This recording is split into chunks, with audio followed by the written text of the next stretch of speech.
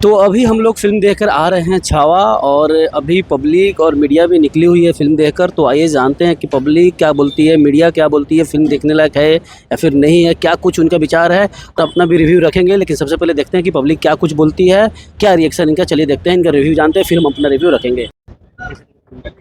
Film बहुत अच्छी लगी, एक्टिंग बहुत मज़ा आया, एक्शन सीन्स बहुत अच्छे थे और बैकग्राउंड म्यूजिक अच्छा लगा। डायरेक्शन इज़ वंडरफुल, बहुत पसंद आएगी, एंटरटेनिंग है। एंड सेकेंड हाफ देखो तो एक्शन सीन से भरे हुए हैं। 4 स्टार्स, एंटरटेनिंग है, माइंड इज ब्लोइंग है, बिल्कुल। बहुत अच्छी है। स्पेशल है कि मतलब पहले भी हमारे टाइम पे मतलब ये स्पेशल है कि मतलब कितना मैटर करता है कि देशभक्ति पहले भी थी और मुझे लगता है अभी भी होनी चाहिए। बिल्कुल पसंद आएगी। विकी कौशल का बहुत अच्छा, मतलब बहुत ही उन्होंने मेहनत की है ये रोल के पीछे। मतलब फेस का पूरा बहुत अच्छा एक्सप्रेशन दिया है विक्की जी ने। अच्छा है, सब अच्छा है। ओवरऑल पब्लिक मतलब एंजॉय करेगी पब्लिक, क्योंकि मूवी में काम मेहनत बहुत है, तो ऑफ कोर्स की एंजॉय करेगी और हिस्टोरिकल मूवी है तो अच्छी लगेगी। 4। कैसी लगी फिल्म?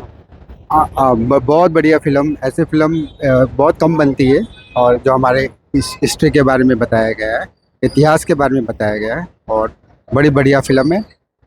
सब सुपर डुपर हिट है फिल्म, बहुत पसंद आएगी। इतनी अच्छी बनी है ना। और इस विकी कौशल की एक्टिंग बढ़िया है, बहुत बढ़िया एक्टिंग की उसने।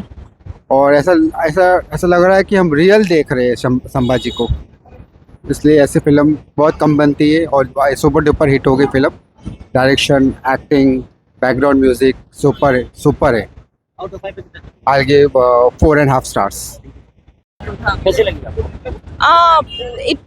I really enjoyed the film because it was quite an immersive experience, because it was interesting. You know, Vicky's you love watching Vicky Kaushal dancing and then also playing with the sword, and yeah, it was really quite an interesting film.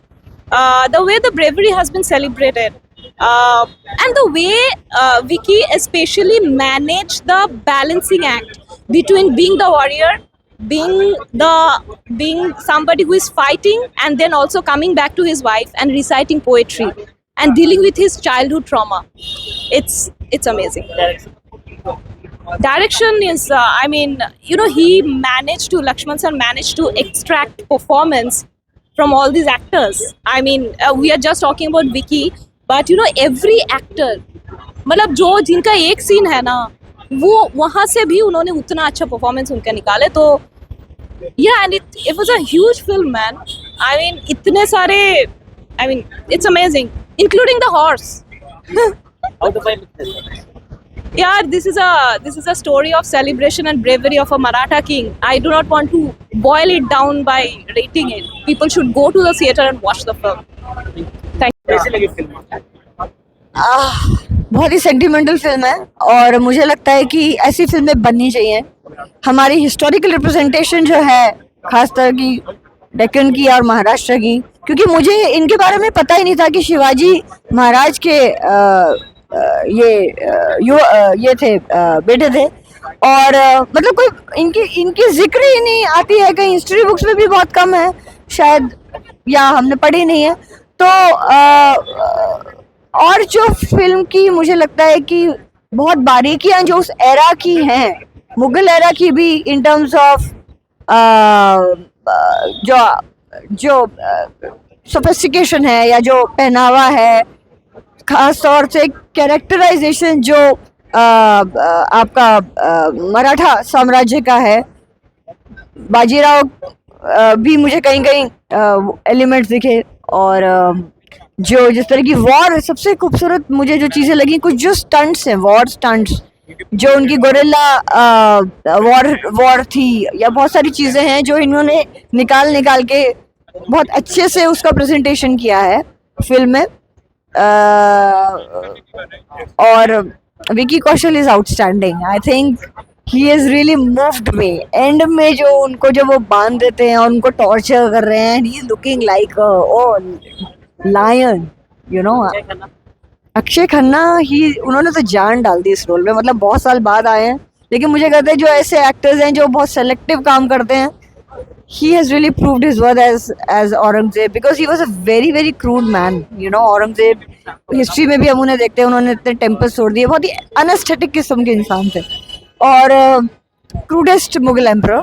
और उनकी body language, उनकी आंखें एकदम अंदर धसी हुई, you know, बहुत चीजें, मतलब उनकी, और वो उनकी जो क्रूडिटी है कि एक्सप्रेशनलेस फेस है, कहीं एक्सप्रेशन ही नहीं है। मतलब इतना ड्राइनेस है उसकी पर्सनालिटी में, एक बंदे की सिर्फ क्रुएल्टी सोच सकता है जो। तो and even Rashmika is so beautiful. I think इतना उनकी उनकी उनकी आंखों से वो बात कर रही हैं, और जो उनकी आपस की केमिस्ट्री है, बहुत ही रॉयल केमिस्ट्री है। I think everybody should watch this film, because इसमें आपको acting skill, fighting skill, aesthetics, एक आध जगह जो मुझे लगा कि उनकी जो मराठी में उर्दू के वर्ड्स का इस्तेमाल किया गया है जो नहीं होना चाहिए, तो ठीक है, कोई बात तो होती है। तो मैं 4.5 भी दे सकती हूँ और 5/5 भी दे सकती हूँ। मैं इतनी सी बातों के लिए एक उर्दू का वर्ड यूज कर लिया, तो I think it's a superlative movie, it's a masterpiece. Everybody must watch. जो भी हिंदुस्तानी कल्चर और अपने स्वराज की जो खास बात है, मैं कहना चाहती हूँ कि उसमें स्वराज का मतलब कहीं भी नहीं है हिंदू मुस्लिम की कोई भी बात। वो एक डायलॉग में बोलता भी है कि तुम क्यों ना, तुम हमारी तरफ आ जाओ, धर्म बदल लेना। तो वो कहते तुम हमारी तरफ आ जाओ, धर्म भी नहीं बदलना पड़ेगा। So this is the greatness of, जिसे जो हिंदुस्तान की मेन एसेंस है, वो यही है। सो आप सभी भारी मात्रा में इस फिल्म को देखें। It's a masterpiece. Thank you. कैसी लगी फिल्म भाई आपको? फिल्म काफ़ी बेहतरीन थी। फिल्म की शुरुआत होती है विकी कौशल से।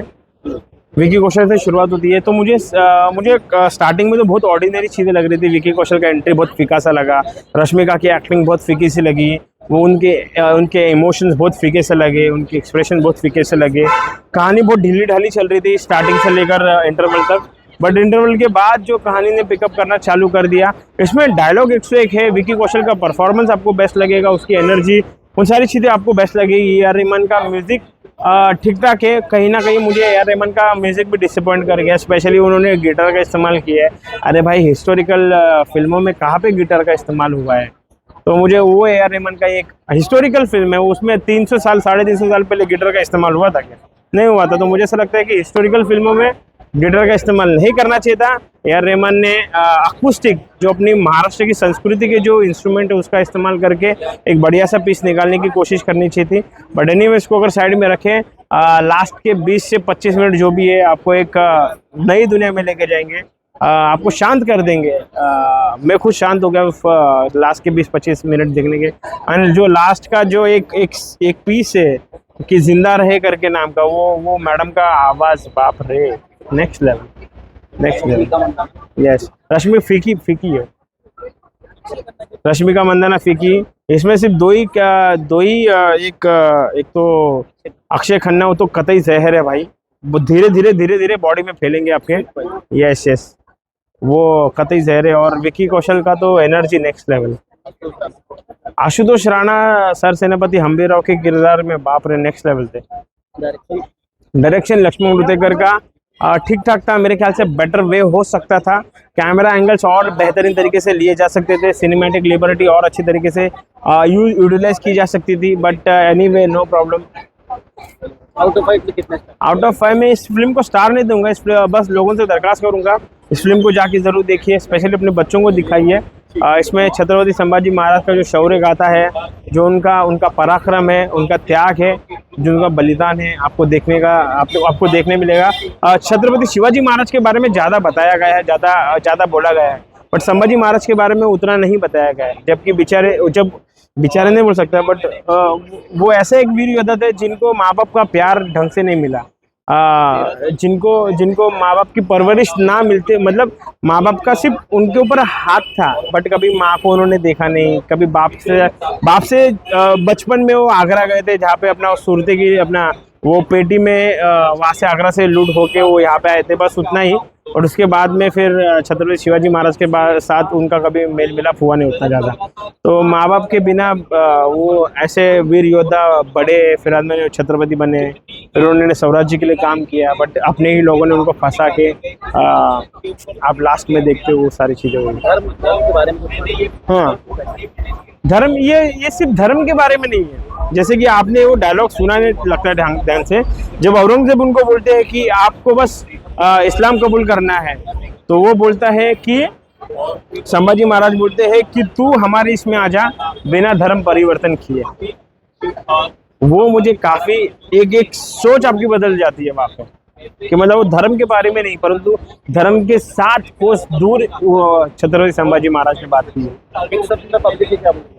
पब्लिक को यही कहना चाहूंगा कि अपने बच्चों को स्पेशली लेके जाओ।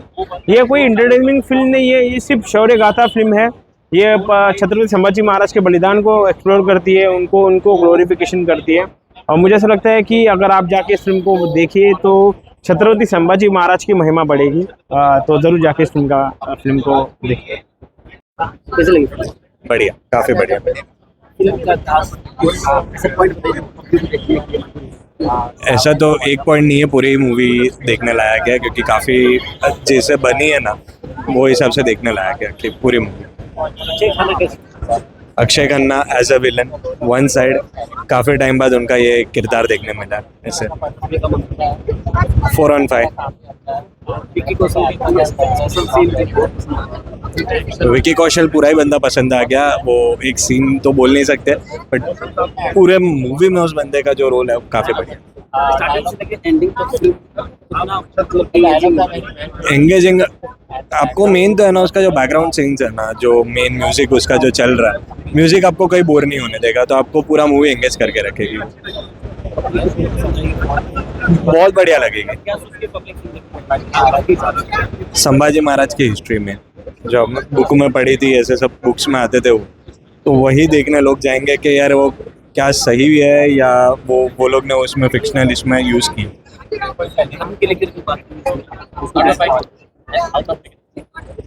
नो कमेंट्स उस पर तो, क्योंकि धर्म को लेके अगर बात करते हैं तो इसके अंदर ऐसा कुछ है ही नहीं, सब लोग आके देख सकते हैं। अमेजिंग।